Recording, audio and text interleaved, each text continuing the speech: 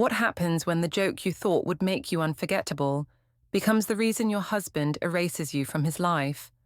Can a single night with a friend, and the lies you tell to cover it, turn your marriage into a public spectacle and leave you clutching divorce papers in the cold morning light? This is the story of how I lost everything, and why I still think I was right. My name is Lale Greaves, and I'm 33 years old. I work as a mid-level marketing coordinator at a downtown firm, and until recently, I thought I had the perfect life. My husband Owen is 36, an IT specialist who's always been the quiet, methodical type. Some people call him boring. I used to defend him, but lately, I'd started to wonder if they were right. The night that changed everything started like any other Tuesday.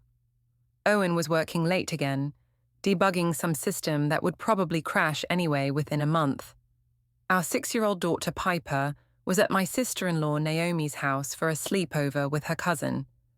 The apartment felt empty and suffocating. That's when Seth Milner texted me. "Hey, want to grab drinks? Just got some news about the Peterson account." Seth was a coworker, 35, married, and the kind of guy who made every conversation feel like an adventure. He had this easy smile and a way of making you feel like you were the most interesting person in the room. We'd been working together for 2 years, and lately, our conversations had been getting more personal. I should have said no. I should have gone home and waited for Owen like a good wife. But I was tired of being good. I was tired of being predictable. "Sure," I texted back. "Where?" We met at Murphy's, a bar downtown that was always crowded enough to feel anonymous. Seth was already there when I arrived, sitting in a corner booth with 2 drinks waiting. "You look amazing," he said, standing to give me a hug that lasted just a second too long. "Thanks. So what's this news about Peterson?" He laughed. "There is no news about Peterson. I just wanted to see you." I should have left then, but the way he looked at me, like I was something special, something worth lying for, it made me feel alive in a way I hadn't felt in years. We talked for hours, about work, about life, about dreams we'd given up. Seth told me about his marriage, how his wife didn't understand his ambitions. I found myself telling him about Owen, how he never seemed to really see me anymore. "You deserve better," Seth said, reaching across the table to touch my hand. "You deserve someone who appreciates what they have." The drinks kept coming. The conversation got more intimate. When Seth suggested we go back to his place, just to talk, I knew exactly what I was doing. I knew it was wrong, but I also knew I didn't care. His apartment was modern and clean, nothing like the lived-in chaos of my home with Owen and Piper. We sat on his couch and the talking stopped. When he kissed me, I kissed him back. What happened next felt like a dream, or maybe a nightmare. I can't decide which. I woke up the next morning in Seth's bed, my head pounding from too much wine and too little sleep. The sun was streaming through unfamiliar windows, and for a moment, I couldn't remember where I was. Then it all came rushing back. "Shit," I whispered, grabbing my phone from the nightstand. 7 missed calls from Owen, 12 text messages. The first few were concerned. "Where are you? Are you okay?" The middle ones were worried. "Lale, please call me. I'm getting scared." The last one, sent at 2:47 a.m., was different. "I hope you're safe. We'll talk when you get home." Seth was already awake, making coffee in his kitchen like nothing had happened. "Morning, beautiful," he said, not looking at me. "Coffee?" "I have to go," I said, scrambling to find my clothes. "Owen's been calling." "Right, Owen." Seth's voice was flat now, disinterested. "Look, last night was fun, but—" "I know," I said quickly. "It was just— we were drunk. It didn't mean anything." But even as I said it, I knew that wasn't true. It had meant something. I just wasn't sure what. I called an Uber and spent the 20-minute ride home crafting my story. I'd been at Sarah's house from work. We'd had too much wine talking about her divorce. I'd been too drunk to drive home safely, so I'd slept on her couch. It was responsible, really. Owen should be proud of me for not driving drunk. The story felt solid by the time I walked through our front door. Owen was sitting at the kitchen table, still in yesterday's clothes. His laptop was open in front of him, and he looked like he hadn't slept. "Hey," I said, trying to sound casual. "Sorry about last night. Sarah was having a really hard time with the divorce stuff, and we ended up talking until really late. I had too much wine to drive home safely." Owen looked up at me with those steady brown eyes that had always made me feel like he could see right through me. "Sarah Jenkins from your office?" he asked quietly. "Yeah. She's been really struggling since Mark moved out." Owen nodded slowly. "That's thoughtful of you, to be there for her." "Thanks for understanding," I said, relief flooding through me. "I should shower. I smell like wine and Sarah's cats." I was halfway to the bathroom when Owen's voice stopped me cold. "Lale? Yeah? I called Sarah's house last night, around midnight, when you weren't answering your phone." My blood turned to ice. "Oh?" She answered on the second ring, said she'd been home alone all evening, watching Netflix. The silence stretched between us like a chasm. I could hear the clock ticking on the wall, the hum of the refrigerator, the sound of my own heartbeat thundering in my ears. "I must have gotten confused," I said finally. "It wasn't Sarah. It was Jennifer from accounting. You don't have her number." Owen's expression didn't change. "Jennifer Morrison?" "Yes. The Jennifer Morrison who's been in Hawaii all week for her sister's wedding. The one who posted about it on Facebook every day?" I felt like I was drowning. I think I'm still drunk. I'm confused about the details." "Sit down," Owen said quietly. "I really need to shower." "Sit. Down." There was something in his voice I'd never heard before, something that made me obey without thinking. I sat across from him at our kitchen table, the same table where we'd eaten breakfast together for 8 years, where we'd helped Piper with homework, where we'd planned our future. Owen reached into his laptop bag and pulled out a manila folder. He opened it and slid a piece of paper across the table to me. It was a printout of a text message. My text message to Seth. "Can't wait to see you tonight. Owen's working late again." "I found this on our phone bill," Owen said calmly. "Sent yesterday at 4:23 p.m. to a number I didn't recognize." My mouth went dry. "Owen, I can explain." He slid another paper across the table. A screenshot of my location history from Google Maps, showing exactly where I'd been the night before. Seth's apartment building was highlighted in red. "You left Murphy's Bar at 11:47 p.m., Owen said, his voice still eerily calm. "You arrived at 1247 Riverside Drive at 12:15 a.m. You didn't leave until 8:30 this morning." I stared at the papers, my mind racing. "How did you—" "Find my phone. You forgot we set it up when Piper was born in case of emergencies."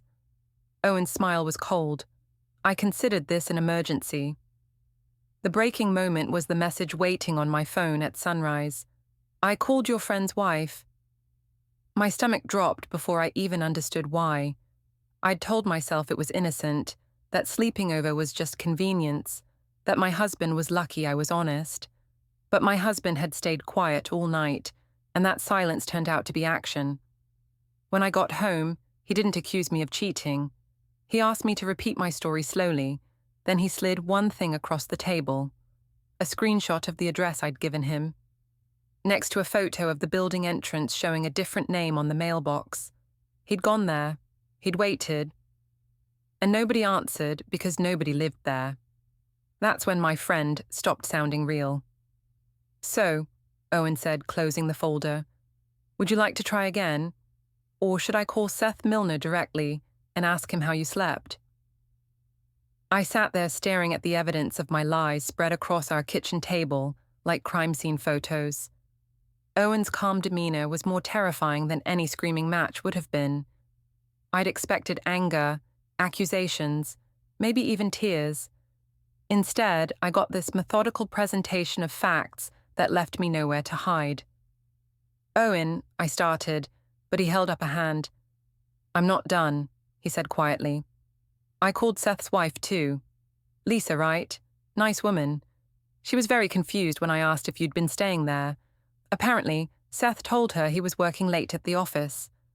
Funny how your stories don't match. My heart was pounding so hard I was sure he could hear it. Look, I know how this looks. How it looks? Owen's voice rose for the first time. Lale, you spent the night with another man and then lied to my face about it. How exactly is that supposed to look? I felt cornered, desperate, so I did what I always did when I felt trapped. I went on the offensive. You know what? Fine. Yes, I was with Seth, but it's not what you think. Then explain it to me. We were talking, just talking, about work, about life. And yes, I had too much to drink, and yes, I slept there, on his couch. The lie came easily, smoothly. But nothing happened. God, Owen, do you really think so little of me? You lied about where you were. Because I knew you'd react like this. You're so jealous and possessive that I can't even have male friends without you freaking out. Owen stared at me like I'd grown a second head. Jealous? Lale, you spent the night at another man's house and lied about it. That's not jealousy, that's basic human decency. It was innocent. Then why lie? I stood up abruptly, knocking my chair back. Because you make everything into a big deal. It was nothing, Owen. A friend helped me out when I was too drunk to get home safely. That's it. That's the whole story. By letting you sleep in his bed. I told you I slept on the couch. Owen opened his laptop and turned it toward me. On the screen was Seth's Instagram story from the night before. A photo of 2 wine glasses on a coffee table, with the caption, "Good company tonight." In the background, clearly visible, was a rumpled bed. That's his living room, Owen said quietly. Interesting couch. I felt my face burning. So what? So he has a small apartment. That doesn't prove anything. Lale, stop. Stop what? Stop lying, please. We've been married for 8 years. We have a daughter together. If you want to throw that away for Seth Milner, fine. But don't insult my intelligence by pretending nothing happened. Something in his tone made me pause. There was pain there, real pain, but also something else, something that looked like resignation. I'm not throwing anything away, I said, softening my voice. Owen, honey, you're making this into something it's not. I made a mistake. I should have called you. I should have come home. But nothing happened between Seth and me. Owen closed the laptop slowly. Okay. Okay? If you say nothing happened, then nothing happened. I felt a surge of relief. Thank you. I knew you'd understand once you calmed down. I'm going to shower, Owen said, standing up. Piper will be home soon. He walked toward the bathroom, then stopped at the doorway. Lale? Yeah? I moved my stuff to the guest room, until we figure this out. Owen, that's not necessary. Yeah, he said quietly. It is. After he left, I sat alone in the kitchen, staring at the evidence he'd gathered. The methodical way he'd tracked my movements, the phone calls he'd made. It was impressive, in a creepy way, but also kind of flattering. When was the last time Owen had paid this much attention to me? I gathered up the papers and threw them in the trash. Then I took a long shower and got ready for work, pushing the whole thing out of my mind. Owen would get over it. He always did. At work, I found it hard to concentrate. Every time someone walked past my cubicle, I wondered if they knew, if somehow the whole office had heard about my night with Seth. Seth himself was nowhere to be seen. His desk was empty, his computer off. Around lunchtime, I casually asked Jennifer if she'd seen him. He called in sick, she said. Some kind of stomach bug. Coward, I thought, but maybe it was for the best. We needed time to figure out our story. I spent my lunch break crafting a text to Seth. We need to talk. Call me. He didn't respond. By the time I got home that evening, I'd convinced myself that Owen was overreacting. So what if I'd spent one night with a friend? It didn't mean anything. Marriage didn't mean I had to be a prisoner. Owen was in the kitchen making dinner when I walked in. Piper was at the table, coloring in a book. "Mommy," she squealed, running to hug me. "Hey, baby," I said, scooping her up. "Did you have fun at Aunt Naomi's?" "Uh-huh. We made cookies and watched movies. Daddy picked me up early, though. He seemed sad." I glanced at Owen, but he was focused intently on stirring something on the stove. "Daddy's fine," I said. "He just missed you." During dinner, Owen was polite but distant. He answered Piper's questions about school and her friends, but he barely looked at me. When Piper asked why he wasn't sitting in his usual seat, he said he was trying a different perspective. "Like when we rearranged the furniture?" Piper asked. "Something like that," Owen said. After dinner, I helped Piper with her homework while Owen cleaned up. The domestic routine felt normal, comforting. Maybe we could get past this after all. But when Piper was in bed and it was just the two of us, the tension was suffocating. "Owen," I said, finding him in the living room reading a book. "Can we talk?" "Sure. I think you're being dramatic about last night." He looked up from his book. "Dramatic?" "Yes. Look, I get that you're upset. I should have called, but you're acting like I committed murder or something." "I'm acting like my wife spent the night with another man and lied about it."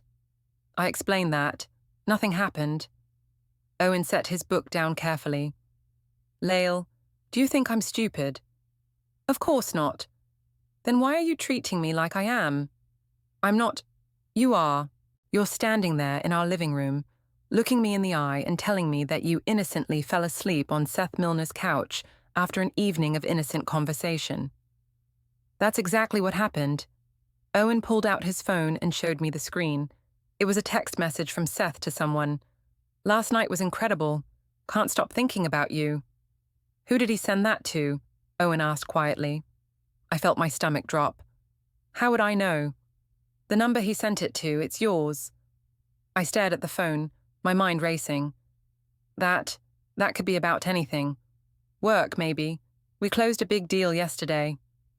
Owen's laugh was bitter. "A work deal that he can't stop thinking about. That was incredible." "You're reading too much into it." "Am I?" Owen stood up and walked to his laptop. "Because there's more."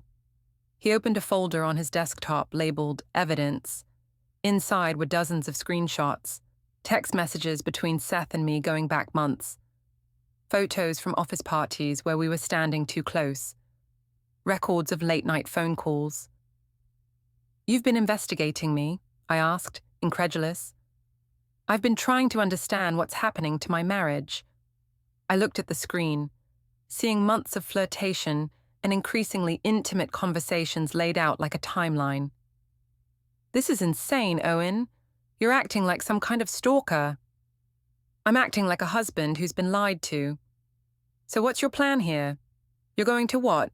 Divorce me over some text messages?" Owen was quiet for a long moment. "I don't know yet."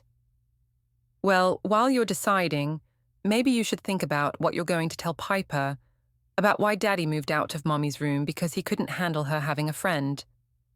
It was a low blow, and I knew it, but Owen's calm rationality was driving me crazy. I wanted him to yell, to fight, to give me something to push back against. Instead, he just nodded slowly. "You're right, I should think about what to tell Piper." He closed the laptop and picked up his book. "I'm going to read in the guest room. Good night, Lale." "Owen, wait." But he was already gone, leaving me alone in the living room with the echo of my own words. That night, I lay awake in our bed, my bed now apparently, staring at the ceiling. I could hear Owen moving around in the guest room, the soft click of his laptop keys. What was he doing in there? Around midnight, I got up to use the bathroom and saw light under his door. I pressed my ear against it and heard him talking quietly on the phone. "I know it's late," he was saying, "but I needed to talk to someone." "No, she's still denying it." "I don't know what to do, Naomi. I really don't know." He was talking to his sister. "Great. Now the whole family would know our business." I went back to bed angry, at Owen for being so dramatic, at Seth for not answering my texts, at myself for getting caught. But mostly, I was angry at the little voice in my head that kept whispering that maybe, just maybe, I was the one in the wrong. The next morning, Owen was gone before I woke up. His coffee mug was washed and put away, his side of the bathroom counter cleared of everything except the basics.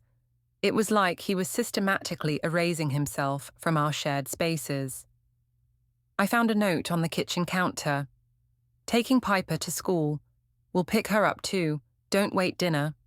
Don't wait dinner, like we were roommates instead of husband and wife. At work, Seth's desk was still empty. When I asked our supervisor, Marcus, where he was, Marcus gave me a strange look. He requested a few personal days, Marcus said. Said he had some family issues to deal with. Family issues? Right. I wondered if his wife had found out about our night together. The thought made my stomach clench with anxiety. I tried calling Seth during my lunch break, but it went straight to voicemail. His cheerful, recorded voice felt like a mockery. Hey, you've reached Seth. Leave a message and I'll get back to you. Seth, it's Lale. We really need to talk. Owen knows about the other night, and I need to know what you told Lisa. Call me back. He didn't. That evening, I came home to find Owen in the kitchen with Piper, helping her with a school project about family trees. They had photos spread across the table, and Piper was carefully gluing them onto poster board. Look, Mommy, Piper said excitedly. We found the picture from when you and Daddy got married. She held up our wedding photo and I felt a stab of something. Guilt, maybe, or regret. We looked so young, so happy. Owen was gazing at me like I was the most beautiful thing he'd ever seen. That's lovely, sweetheart, I said, ruffling her hair. Owen didn't look up from the photos he was sorting. She needs this finished by tomorrow, he said quietly. I told her we'd work on it after dinner. I can help. We've got it handled. The dismissal stung. I made myself a plate of leftovers and ate alone while Owen and Piper worked on her project. Their quiet conversation and occasional laughter made me feel like an outsider in my own home. Later, after Piper was in bed, I tried to talk to Owen again. This is ridiculous, I said, cornering him in the hallway. You're treating me like a stranger. I'm treating you like someone I don't trust, he replied calmly. Because of one mistake. Because of months of lies. Owen pulled out his phone and showed me another screenshot.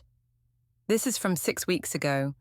You told me you were working late on the Henderson account, but you were actually at Murphy's bar with Seth until 11 p.m. I stared at the evidence, a credit card charge, time-stamped and geolocated. You're tracking my spending now? I'm trying to figure out how long this has been going on. There's nothing going on. Lale, stop, please, just stop lying. I'm not. You are. For the first time since this started, Owen raised his voice. You're standing there lying to my face, and you're doing it so easily that I'm starting to wonder if you've been lying our entire marriage. His words hit me like a slap. How dare you? How dare I what? Ask for honesty from my wife, expect fidelity in my marriage. You're being dramatic. I'm being betrayed. Owen's voice cracked slightly. Do you understand that, Lale? You betrayed me. You betrayed our marriage, our family, our daughter. And instead of owning it, instead of apologizing, you're standing here gaslighting me and making me feel crazy for being upset about it. I felt tears prick my eyes. Owen, please. I made a mistake, okay? I should have been honest about where I was, but you're blowing this way out of proportion. Am I? Because I found something else today. He pulled out a printed email. This is from Seth to you, sent last week. Want to read it out loud? I grabbed the paper. It was an email Seth had sent to my work account. Can't wait for Tuesday night. Been thinking about it all week. Your husband's a lucky man, but he doesn't need to know how lucky. My face burned with embarrassment. This doesn't mean what you think it means. Then what does it mean?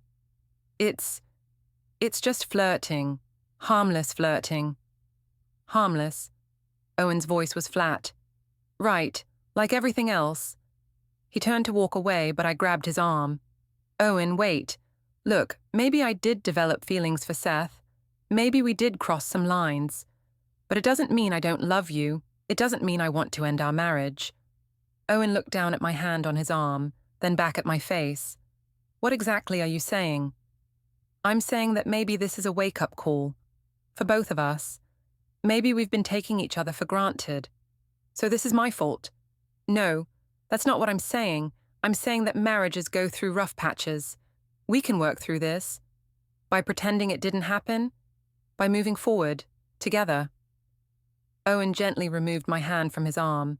Lale, you cheated on me. I didn't. You spent the night with another man. You've been emotionally involved with him for months. You've lied to me repeatedly. What would you call that? I felt trapped, desperate. I call it a mistake.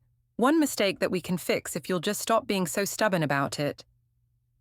Owen stared at me for a long moment. You really believe that, don't you? You really think this is all my fault for not being understanding enough? I think you're making this harder than it needs to be. Okay, Owen said quietly. I'll make this easy for you. He walked to the guest room and came back with a suitcase. What are you doing? I asked. I'm going to stay at Naomi's for a while, until I figure out what I want to do. Owen, no, you can't leave. What about Piper? What about her?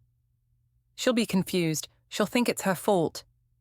Then we'll explain it to her, age appropriately. You can't tell her about Seth. Owen paused in his packing. Why not? Because she's 6 years old. She doesn't need to know about adult problems. You're right. She doesn't need to know that her mother is having an affair. I'm not having an affair. Owen zipped up his suitcase and looked at me with something that might have been pity. Lale, I found hotel receipts. My blood turned to ice. What? 3 different hotels over the past 2 months, all charged to your credit card, all on days when you told me you were working late. I felt the room spinning. Those were for work events, client meetings. Owen pulled out more papers. I called the hotels, asked about corporate events on those dates. There weren't any. I sat down heavily on the bed. How had he found all this? How long had he been investigating me? I also called your office, Owen continued. Spoke to Marcus. Asked about your recent late nights. He was very confused. Said you've been leaving at normal times for months. You called my boss. I was horrified. Owen, you could get me fired. I was discreet. Told him I was planning a surprise for you and wanted to make sure I didn't conflict with your work schedule. Even in the middle of destroying our marriage, Owen was being considerate. It made me feel even worse. So, Owen said, shouldering his suitcase, 3 hotels, multiple lies about working late, months of secret communication with Seth, and one night that you admit you spent at his apartment. Still think this is just one mistake? I couldn't answer. The evidence was overwhelming, and we both knew it.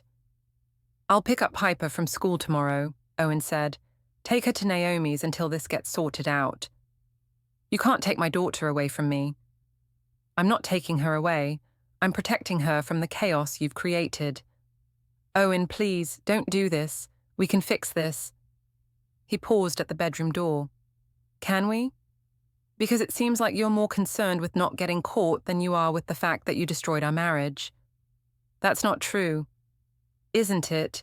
You haven't apologized once, Lale. Not once. You've denied, deflected, and blamed me for being upset. But you haven't said you're sorry. I opened my mouth to say it, but somehow the words wouldn't come.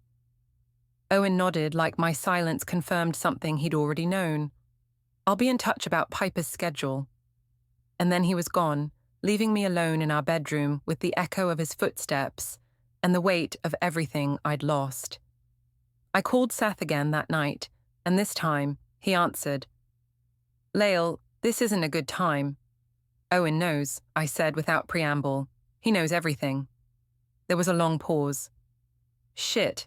How much is everything? The hotels, the texts, the night at your place, all of it. Fuck. Lisa's been asking questions too. She found your number in my phone. What did you tell her? Nothing yet, but she's suspicious. Seth, we need to get our stories straight. Another pause. Lale, I think maybe we should just let this cool off for a while. What do you mean? I mean, maybe we shouldn't talk for a bit, until things settle down. I felt a chill run down my spine. Are you serious? You're abandoning me? I'm not abandoning anyone. I'm being smart. This thing between us, it was fun, but it's gotten complicated. Complicated? Seth, I'm about to lose my marriage over this. That's not my problem. The casual cruelty of his words took my breath away. Not your problem. You pursued me. You told me I deserved better. And you did, but I never told you to blow up your life for me. So what was I supposed to do? Keep living a lie? I don't know, Lale, but I know I can't fix your marriage for you. The line went quiet, and I realized he'd hung up on me. I sat there in the empty house, holding my phone and trying to understand how everything had gone so wrong so quickly. 3 days ago, I'd been a wife and mother with a stable life and a harmless flirtation. Now I was alone. My husband had moved out, and the man I'd risked everything for was treating me like a stranger. For the first time since this whole thing started, I wondered if maybe, just maybe, I'd made a terrible mistake. But even as the thought crossed my mind, I pushed it away. This wasn't my fault. Owen was being dramatic, Seth was being a coward, and everyone else was being judgmental. I was the victim here. I just needed to figure out how to make everyone else see it. The next few days passed in a blur of awkward conversations and careful explanations. Owen picked up Piper from school as promised, and when she came home that evening, she was full of questions. "Why is Daddy staying at Aunt Naomi's?" she asked over dinner. "Daddy and I are just taking a little break," I said carefully. "Sometimes grown-ups need space to think." "Are you getting divorced like Tommy's parents?" The question hit me like a punch to the gut. "No, sweetheart. We're just working through some things." But Tommy's mom said the same thing, and then his dad moved to an apartment. I forced a smile. "Every family is different, baby. Daddy and I love you very much, and that's never going to change." Piper seemed satisfied with that answer, but I could see the worry in her eyes. She was too young to understand what was happening, but old enough to know that something was wrong. That night, after Piper was asleep, I called my mother. "Greta Winters speaking," my mother answered in her crisp professional voice. Even at home, she sounded like she was running a board meeting. "Mum, it's me." "Lale, how are you, darling? I was just thinking about you." I'm having some problems with Owen." "Oh, what kind of problems?" I took a deep breath and gave her the sanitized version. Owen was being unreasonably jealous about my friendship with a coworker. He was overreacting to some innocent text messages and making a big deal out of nothing.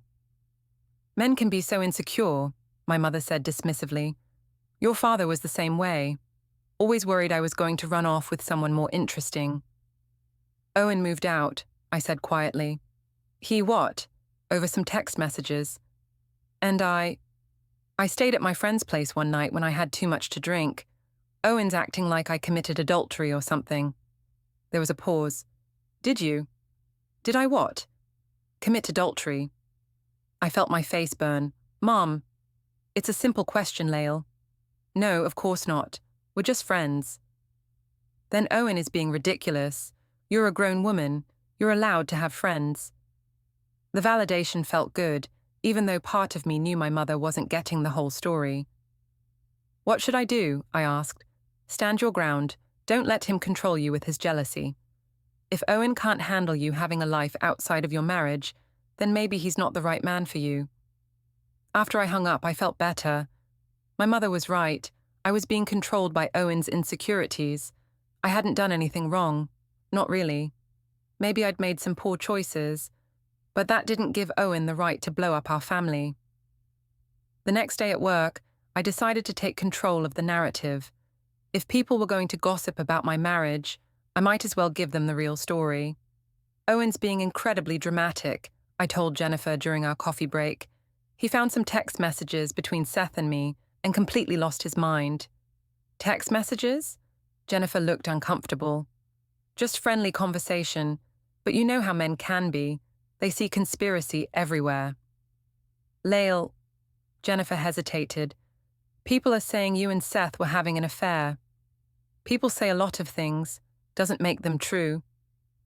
But you did spend the night at his place, right? I felt a flash of anger.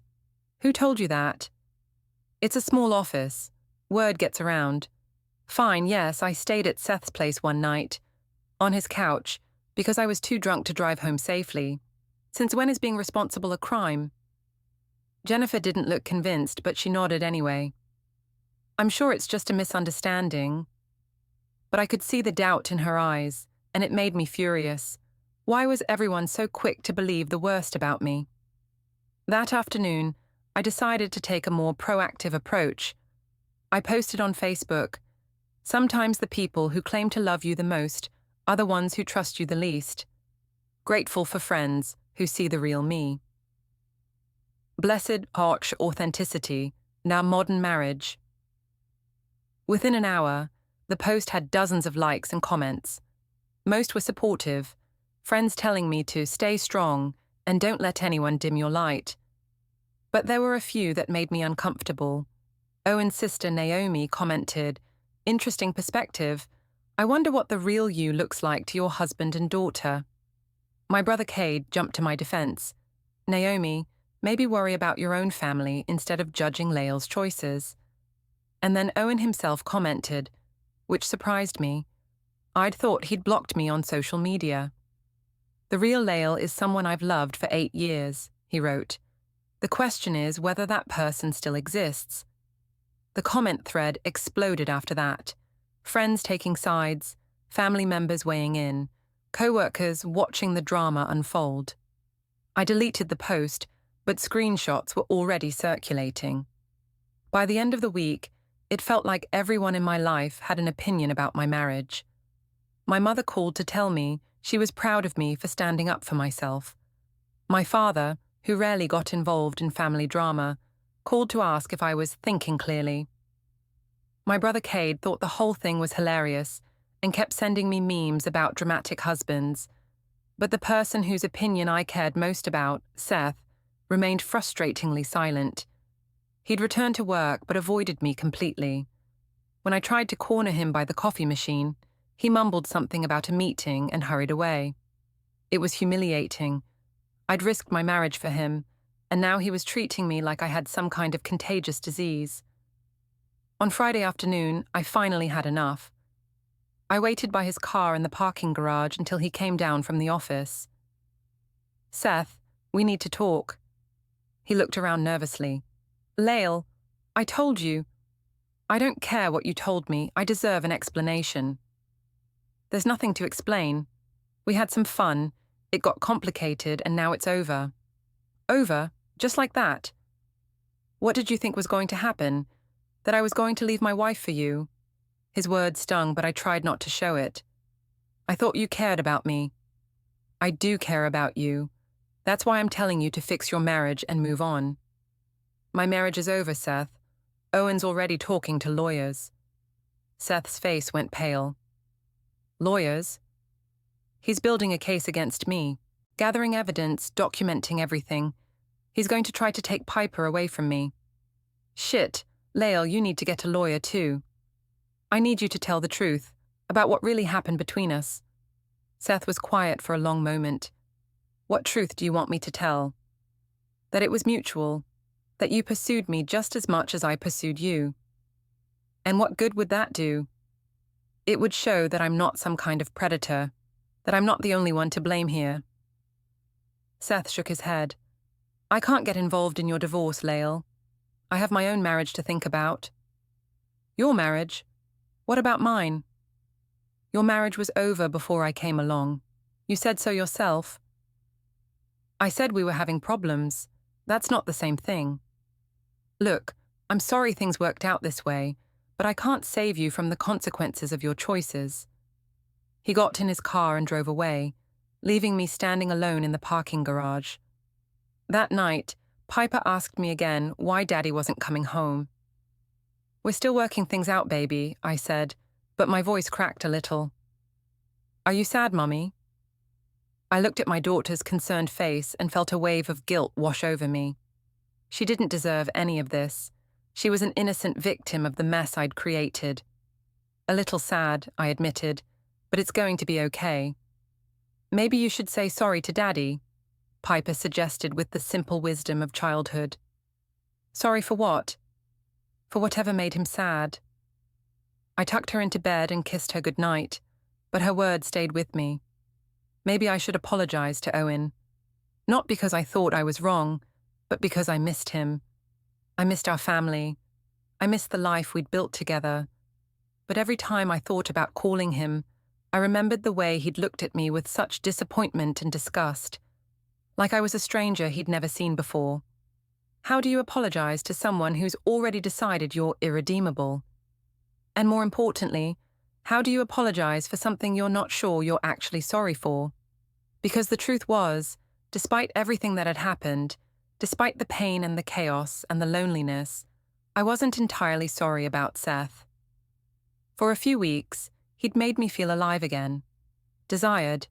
Interesting. Owen had never made me feel that way, not even when we were dating. Maybe that made me a terrible person. Maybe it made me a bad wife and mother. But it also made me human, and I was tired of apologizing for being human.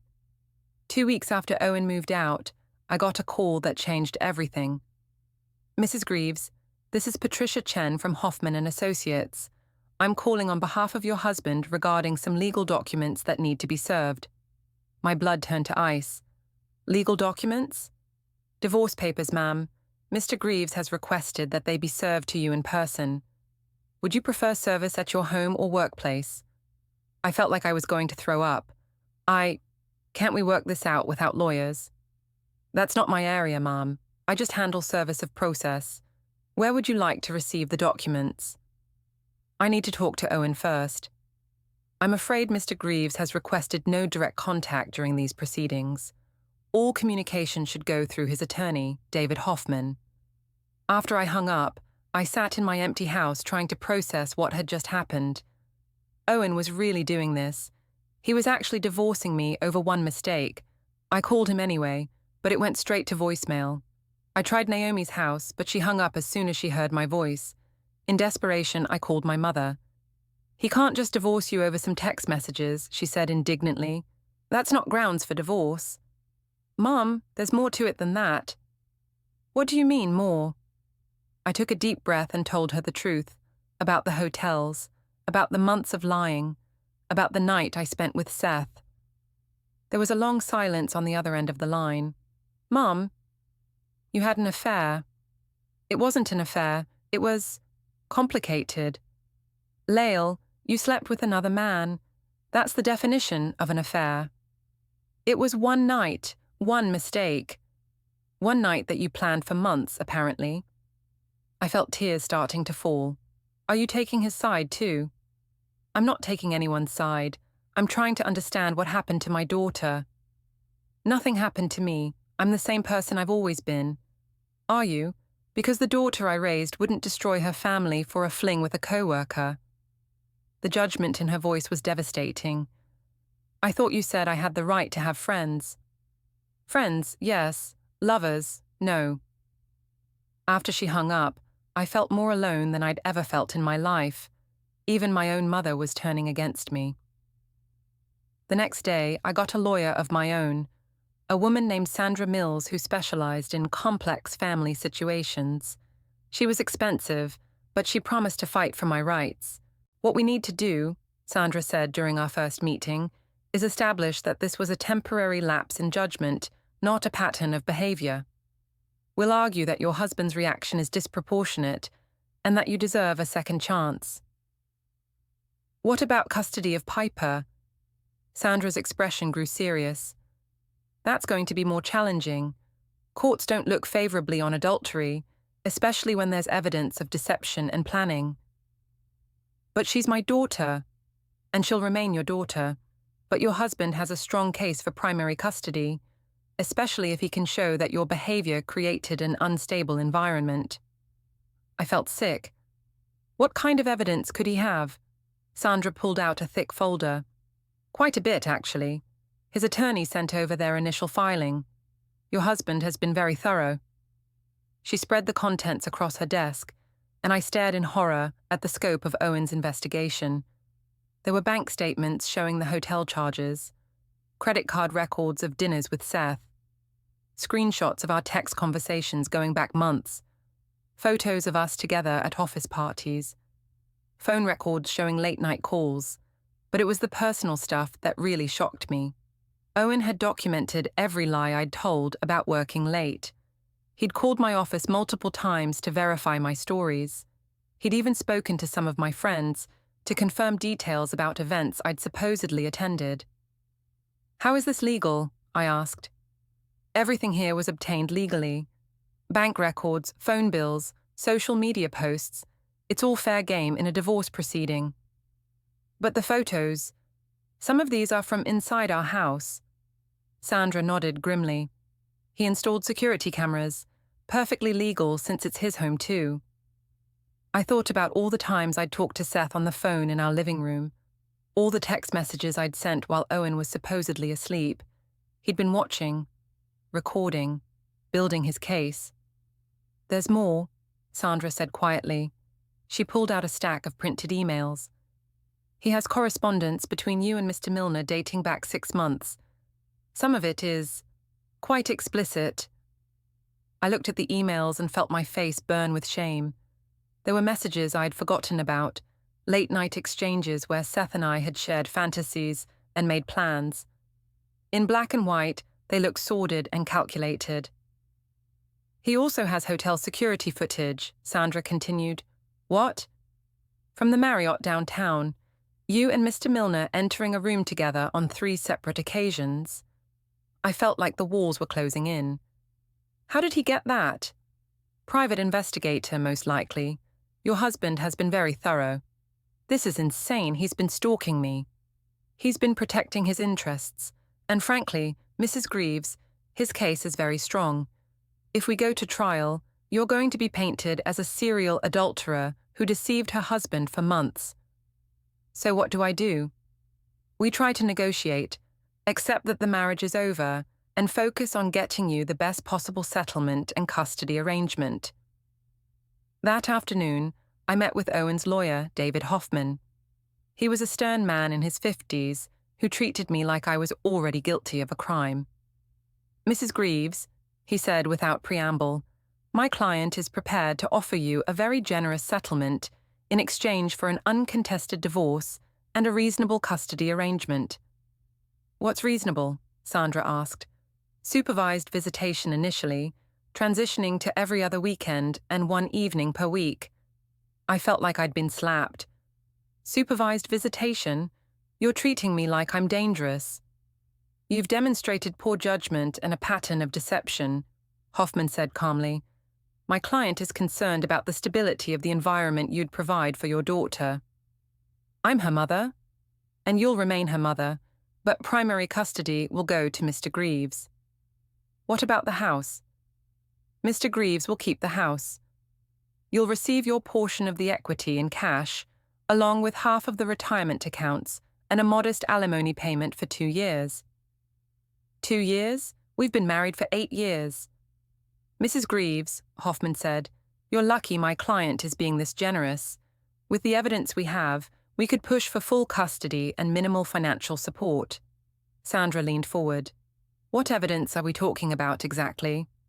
Hoffman smiled coldly and pulled out another folder. "In addition to what we've already shared, we have sworn statements from Mrs. Greaves's co-workers about her relationship with Mr. Milner. We have testimony from hotel staff. We have financial records showing that Mrs. Greaves used marital funds to conduct her affair. And," he continued, "we have this." He played a video on his laptop. It was security footage from the hotel hallway, showing Seth and me kissing passionately outside a hotel room door. The timestamp showed it was from 2 months ago. I wanted to disappear, to sink through the floor and never come back. "As you can see," Hoffman said, "this wasn't a one-time mistake. This was an ongoing affair conducted with marital assets and involving extensive deception." Sandra was quiet for a long moment. We'll need time to review your offer. Of course, but don't take too long. My client's patience is wearing thin. After the meeting, Sandra and I sat in her car in the parking garage. How bad is it? I asked. Bad, really bad. Your husband has enough evidence to destroy you in court. So I should take the deal? Unless you want to risk losing everything, yes. That night, I sat in my empty house, trying to figure out how my life had fallen apart so completely. 3 weeks ago, I'd been a wife and mother with a stable life. Now I was facing divorce, limited custody of my daughter, and financial ruin. And for what? For Seth, who wouldn't even take my calls anymore. For a few months of feeling desired and interesting. I thought about calling Owen, begging him to reconsider, but I knew it was too late for that.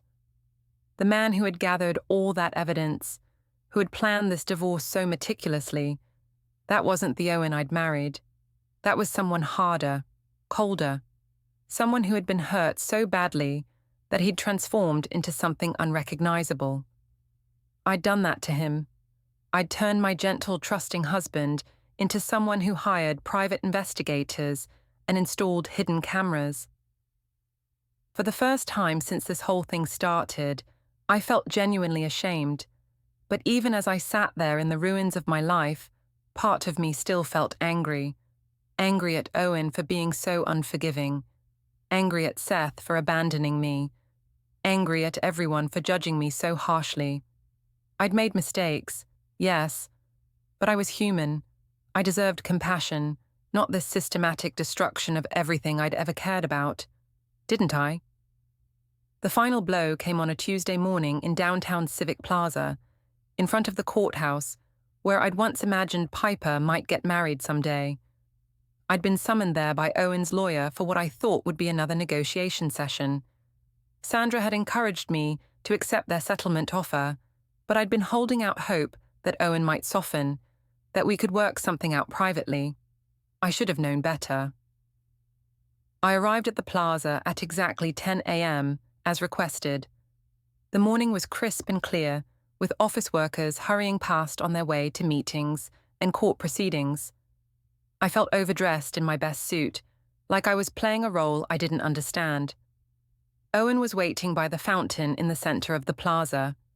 He looked different, thinner, more serious, wearing a suit I didn't recognize. When he saw me approaching, he stood up and pulled out a manila envelope. "Lale," he said quietly. "Owen." I tried to smile. "Can we talk, please? Before the lawyers get involved." "We are talking. I mean really talk, about us, about Piper, about what we can save from this mess." Owen looked at me for a long moment. "What exactly do you think we can save? Our family, our marriage. I know I made mistakes, but..." "Mistakes?" Owen's voice was flat. "Is that what you're calling it?" "I'm calling it human. I'm calling it fixable if you'll just give me a chance." "A chance to what? Lie to me some more? Sneak around behind my back? Use our daughter as cover for your affairs?" "I never used Piper. You told her you were working late when you were with Seth. You made her lie for you without even knowing it. The accusation hit me like a physical blow. That's not... I never meant for her to get involved. But she did get involved. She's been asking me why Mommy doesn't live with us anymore. She thinks it's her fault somehow." Tears started flowing down my cheeks. "Owen, please, I'll do anything. Therapy, counseling, whatever you want. Just don't do this." Owen pulled out his phone and showed me a text message. It was from Seth, sent to my number just 3 days ago. "Miss you. Let me know when things calm down."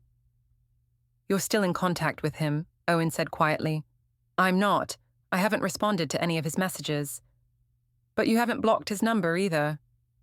I stared at the phone, realizing how it looked. "Owen, I swear to you, I haven't seen Seth since that night. I haven't even talked to him." "But you want to." The question hung in the air between us, and in that moment, I realized that Owen was right. Part of me did want to see Seth again. Part of me missed the excitement, the feeling of being desired. I started, then stopped. Owen nodded like my silence confirmed everything he'd suspected. That's what I thought. He handed me the manila envelope. Divorce papers, final settlement. You have 30 days to respond. Owen, wait. No more waiting, Lale. No more chances. No more lies. I opened the envelope with shaking hands.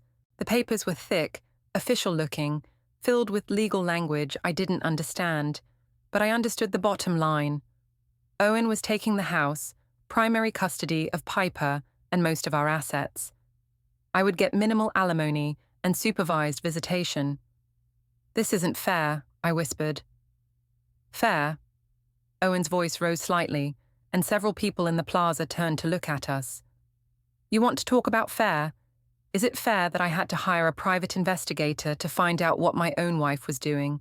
Is it fair that I had to install cameras in my own home to catch you in your lies? You had no right. I had every right. You're my wife. Or you were supposed to be. A small crowd was starting to gather, drawn by the drama unfolding in front of the courthouse. I felt exposed, humiliated. Owen, please, not here, not like this. Where then, Lale? In our bedroom, where you texted Seth while I was sleeping next to you. In our kitchen, where you lied to my face every morning. In our daughter's room, where you tucked her in and then snuck out to meet your lover. Each word was like a knife, precise and devastating. I could see people with their phones out, probably recording our confrontation. I never meant for it to go this far, I said desperately. How far did you mean for it to go? Just the texting? Just the dinners? Just the hotel rooms?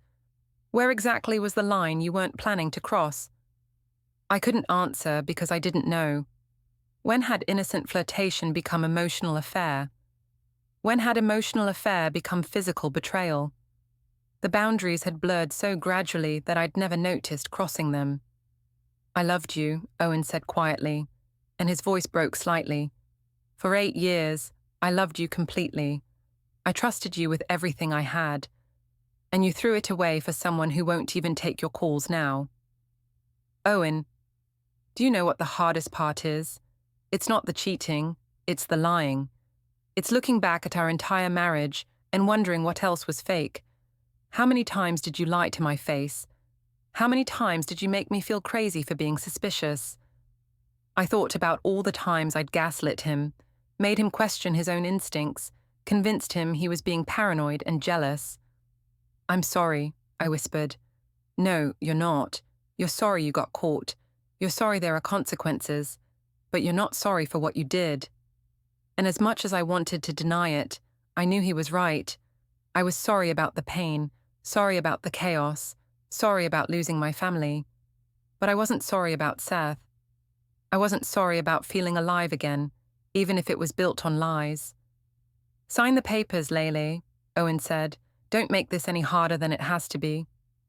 What about Piper? You can't keep her from me. I'm not keeping her from you, but I'm not going to expose her to this chaos either. When you're ready to be a stable influence in her life, we'll talk about increasing your visitation. I am stable. Owen looked around the plaza, where a dozen strangers were watching our marriage dissolve in real time. Are you? He turned to walk away, then stopped. Oh, and Lale, I called your parents, told them what really happened. Your father asked me to give you a message. What message? Actions have consequences. It's time you learned that. Owen disappeared into the crowd, leaving me standing alone in the plaza with the divorce papers in my hands. The strangers who had gathered to watch our drama were already dispersing, probably posting about it on social media. I sat down heavily on a bench and read through the settlement agreement. It was worse than I'd expected. Owen would get the house, primary custody, and most of our savings. I would get a small apartment, supervised visits with Piper, and enough money to survive for 2 years. After that, I'd be on my own. My phone buzzed with a text from my brother Cade. Saw the video. Dude, you really screwed up. Video. Someone had filmed our confrontation and posted it online. I was about to become a cautionary tale, a viral example of what happens when you betray your family. I tried calling my mother, but it went to voicemail. I tried my father, same thing. Even Cade wasn't answering now. Seth had stopped responding to my messages weeks ago. My coworkers avoided me. My friends had chosen sides, and most had chosen Owen. I was completely alone. That afternoon, I went back to our house, my former house, to pack my things. Owen had changed the locks, but he'd left a key for me with the neighbor. Everything I'd owned for 8 years had to fit in my car. As I packed, I found reminders of our life together everywhere. Wedding photos, vacation souvenirs, Piper's artwork from school. Each item felt like evidence of something precious I'd destroyed. In the guest room where Owen had been sleeping, I found a notebook he'd left behind. It was filled with dates, times, and observations about my behavior, a meticulous record of my lies and deceptions, compiled over months. February 14th, Lale says she's working late on Valentine's Day. Called office, no one there. February 20th, found hotel receipt in her purse. She claimed it was for a client lunch. March 3rd, overheard phone call with someone named Seth. Conversation seemed intimate, page after page of careful documentation. Owen had known about my affair for months and had been quietly building his case while I thought I was getting away with everything. The final entry was dated the night I spent at Seth's apartment. Lale didn't come home. Claims she was at Sarah's, but Sarah was home alone. Marriage is over. I closed the notebook and finished packing in silence. When I was done, I walked through the empty house one last time, remembering all the dreams we'd built there. The kitchen where we'd had breakfast every morning. The living room where we'd watched movies together. Piper's bedroom, where we'd read bedtime stories and talked about her future. All of it was gone now, destroyed by my choices. I left the key on the kitchen counter and drove away from the life I'd built and destroyed. 3 months later, I was living in a studio apartment across town, working a new job at a smaller marketing firm, and seeing Piper every other weekend under court supervision. The divorce was finalized on a rainy Thursday morning. I signed the papers in Sandra's office, while Owen signed his in a different room. We didn't speak. That evening, I got a final text from Owen. "Papers are filed. Please don't contact me unless it's about Piper." I typed and deleted a dozen responses. Apologies, explanations, pleas for forgiveness. But in the end, I sent nothing. What was left to say? I'd gambled everything on a fantasy and lost. I'd traded